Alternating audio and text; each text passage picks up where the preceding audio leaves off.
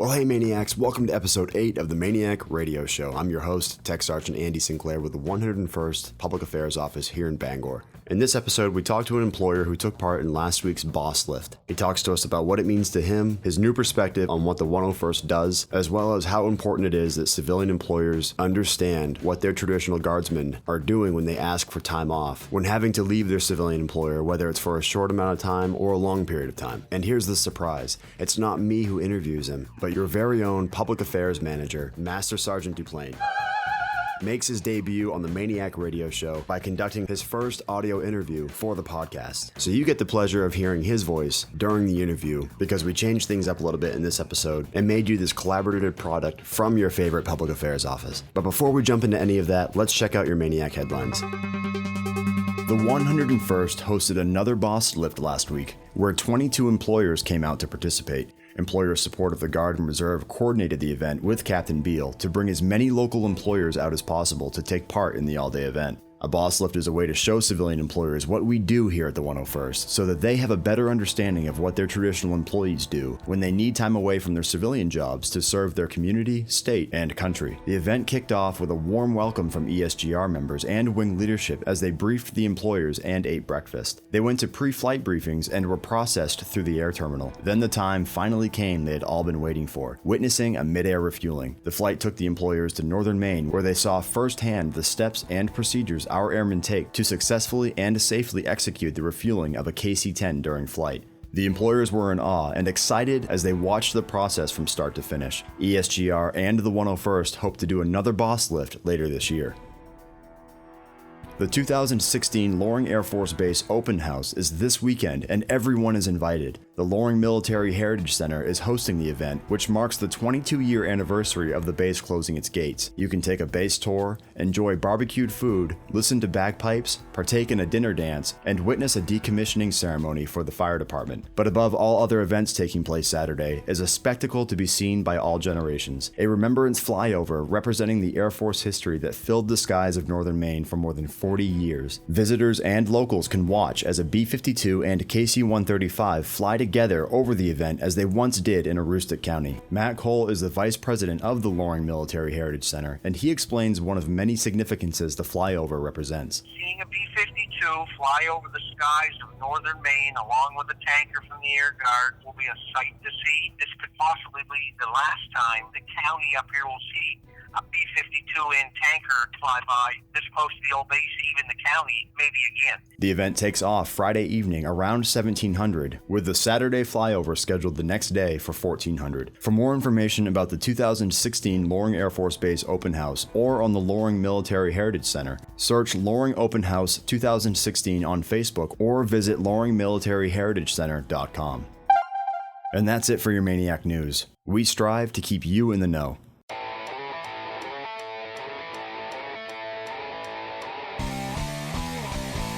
Hey everyone, real quick, I know I mentioned earlier that we interviewed an employer from last week's boss lift, and I just mentioned again in the MAINEiac news segment, but it's very important that your employers understand what it is that you do when you ask for time off or when you come in for drill weekends or you have to deploy. As I said in the news segment, there's going to be another boss lift at the end of this year, so if you have an employer that would be interested to come out and get on an aircraft and see a mid-air refueling, make sure you route that through your chain of command. Again, it's very important that they understand the full scope and importance of what it is that you do as a MAINEiac. Also, just a quick reminder that the 2016 MAINEiacs Charities Half Marathon and 5K is coming right up. It's going to be on Sunday, September 25th. You can register online at active.com. From that day on, if I was going somewhere, I was running. This year's theme is going to be superheroes, so come dressed up as your favorite superhero, bring your kids, have them dress up as superheroes, and run your heart out at this year's MAINEiacs Charities Half Marathon and 5K.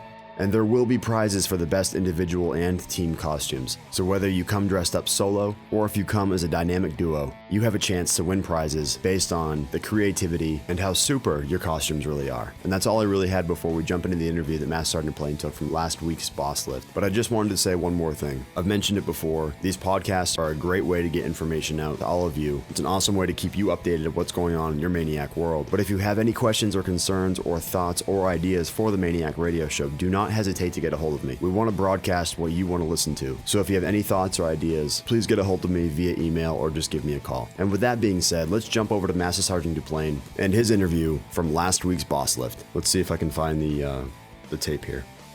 Okay, here it is.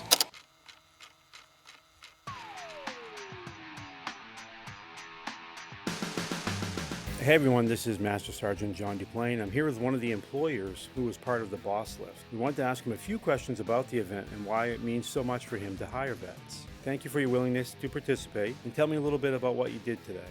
We got a chance to see all the preparation of what the Air National Guardsmen do day in, day out as they prepare to take a flight, which was pretty interesting. They don't just, get out of their car and jump in the plane and go for a flight. They do a lot of preparation before, which was, I'm glad I was able to take part in seeing that piece of it and not just getting in the plane and going, but seeing all the preparation that goes on behind the scenes and talking about the different scenarios that could happen, that may not happen, but yet being prepared for it.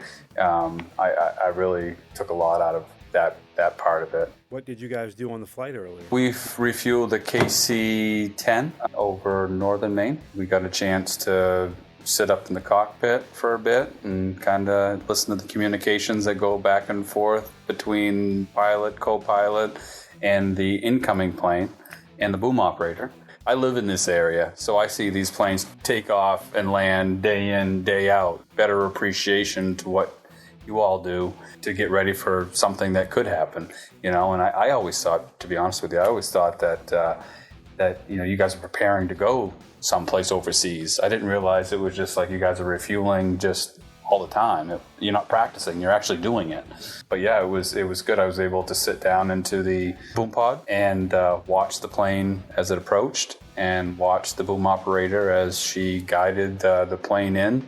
Watch the refueling take place. For me, it was surreal, just to be up there and just felt like a little kid. Do you think the rest of the employers were impressed as well? Oh yeah, for sure, definitely. There's a lot of people that were thumbs up and shaking people's hands and being very excited about the opportunity and the outreach to the community, and I think it's a great thing, especially if you have a base like this in this community and these planes are coming and going all the time. There's businesses that are all around that have employees like I do that work for me that are always asking for time off. Sometimes it's at the last minute. Sometimes it's for a month or two on end.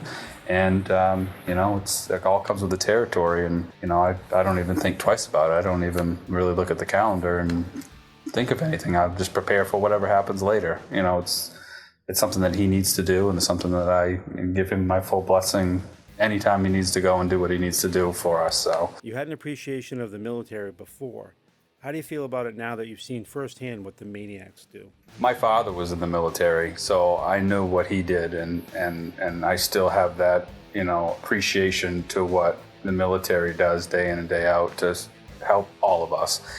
I have that much more appreciation of it and respect for what you guys do. What would you say to another employer that maybe doesn't understand the full scope of the importance behind what their military employees do? If there are other, guardsmen that are out there that run into situations where they're having a hard time getting time off, or they're running into a situation where they're running into someone that's not so positive about them taking leave for an extended period of time or just a weekend, bring them here. Jump on a plane, see what they do.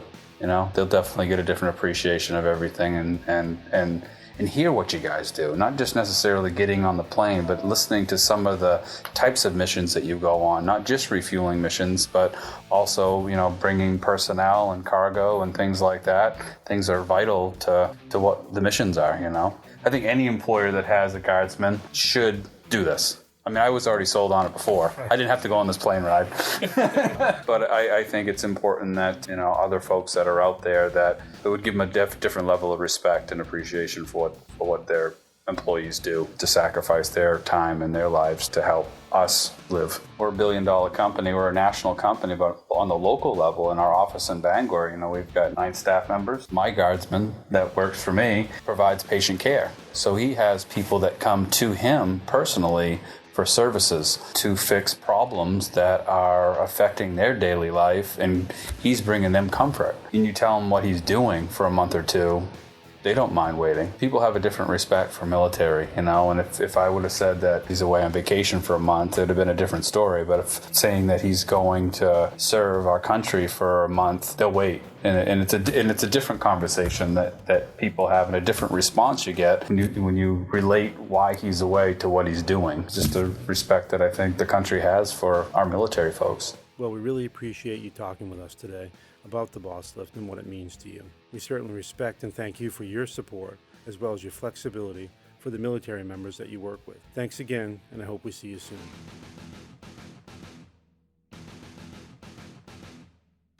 Again, that was Master Sergeant Duplain, the 101st Public Affairs Manager, conducting an interview with an employer from last week's boss lift. Thanks, Master Sergeant Duplain, and thank you for sending me that audio file.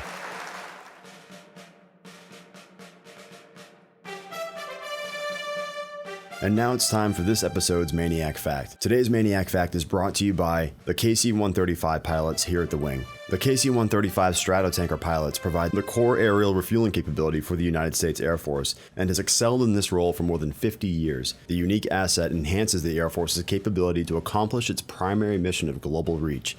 It also provides aerial refueling support to the Air Force, Navy, Marine Corps, and allied nation aircraft. And on a side note, the KC-135 is also capable of transporting litter and ambulatory patients using patient support pallets during aeromedical evacuations. For more information on how you can become a KC-135 pilot, contact your local recruiter. And here's your MAINEiac Fact. The date is February of 1995, and the 101st moves to a new ramp. The ramp was built into what we know today as the Whiskey Ramp, and the new apron holds 10 parking locations with 10 different refueling pits. Prior to 1995, our Stratotankers sat on land leased by the city of Bangor. With the construction and operation of the new Whiskey Ramp, our tankers could proudly sit on land owned by us. So there you have it. For those of you who know where the Whiskey Ramp is, you now know that that ramp hasn't always been there. And with the construction of this new ramp, in conjunction with the old heavy-duty ramp, it increased the productivity and capability of our tankers and their personnel so that we can meet that global reach in a multiplied manner. And again, for more information on how you can become a KC-135 pilot, contact your local recruiter.